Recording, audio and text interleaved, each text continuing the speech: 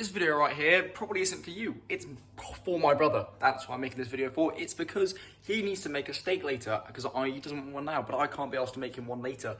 My mother was saying, ooh, can you show him how to do it? I was like, yeah, okay. Well, do you want to see how to do it? He's like, nah. So I was like, okay, I'll make a video for you then. So you know how to do it because otherwise he's not going to know. And we've got a man out here, you know, not knowing how to do something. So here, in my opinion, is how you cook a steak. Now, first things first, you're going to need to know all the ingredients you're going to use, okay? You might be thinking, oh, surely you just need your steak, you know? Well, that is a very strong case. However, I like my steak with a little bit of marination. So we're going to get some Worcestershire sauce, some soy sauce, some of these black cherry conserve. As you can see, this is definitely black cherry conserve, some garlic. And then the lower pack isn't part of the first step, which would be the marination process, but these are all the ingredients I would use, maybe some more if I could. Oh, and the salt and the pepper. And here is the extra ingredients. You get some eggs, an avocado, and some focaccia. You're going to see what I'm going to do with this later on. Right, yeah, sweet. So first things first, you want to take your garlic. You want to open them up, you know. Probably want to chop off the end as well. Like, look, I've got 3 of them here. Yeah, look, chop off the end right here. There you go. You want to put it in the crushing thing. Crush it up. Look at that. Juicy. Scrape it off with your knife.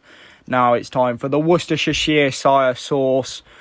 Pour that bad, but oh my god, look at that go. That's some drizzle right there. I spilt a little, but we don't worry about that. You know, spillage is just part of the game, really. Up next, soy sauce. Nice little pour.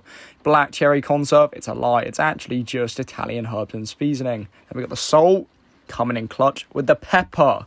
Olive oil. I didn't say this earlier, but it does add some texture and some flavour. So, you know, I mean, maybe not so much texture, but, you know, give that shit a mix it up. Look at that. That's all mixed up now. How did I do? Now that we've made our marinade, we can slap it onto the steak, but we need to make sure it perforates correctly. That's why this bad boy comes in so handy. What we're going to do with the fork, we're going to stab our steak, make some holes in there, just like so. You see all these holes? Now, if you're wondering what this is for, so the flavour can reach the inside. We're not just perforating the edge, you know.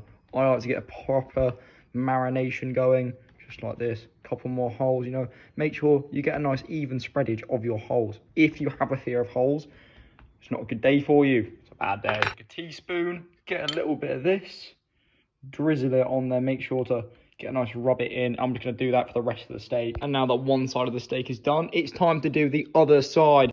We're just going to hear it with the same process of the stabbage and then the drizzlage. Now that it's completely covered in your marination, you've got to start the marination process. Now you want to leave it for about between 5 and 15 minutes, depending on how marinated you like your steak. I like mine pretty marinated, so I'm going to leave it for a little while, but I'll be back.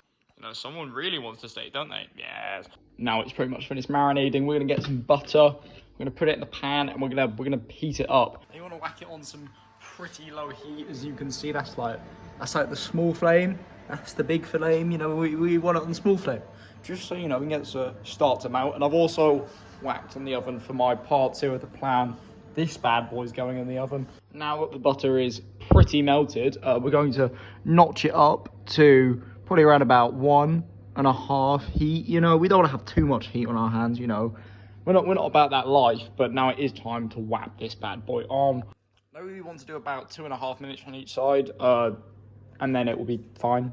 If you do want to fully cook through steak, you probably want to go for about 3 minutes, but it also depends on the steak and what it says in your packaging, so I'd say check that, you know, give it a check, but I like a bit of redness in my steak, so I'm going to go for about 2 minutes and 15 seconds. But it's been flipped over, another 2 minutes 30, 2 minutes 15 on the other side if you want to go for that medium rare kind of shit. Bread is also going in now. Now we've got the steak out, you got to let it set for a few minutes, you know.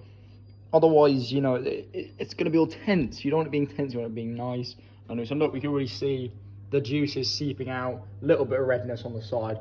This is looking good. With the leftover juices in your frying pan, what you can choose to do is take some eggs and fry them. That will be done in a couple, but once the bread's out. I don't do it till the bread's out. You know, I like to leave it to the very last minute. So I like a nice runny egg. Well, it's time to cut up the avocado. That was easy as shit. Bread is now done. Steak is ready to get cut. And then once the steak has been cut, I'm going to put the eggs in, build the sandwich, take the eggs out, put them in the sandwich, boom. And we're pretty much just like that. Sandwiches are pretty much ready. Just soak up the excess steak juice, I guess. you know, from the chopping board and the plate, you know, and then boom, sandwich done. Yeah. As a result, it's fucking lamb. Look at that shit. You've got 2 giant ass pieces of bread. Just, oh yeah. So good. Bye bye.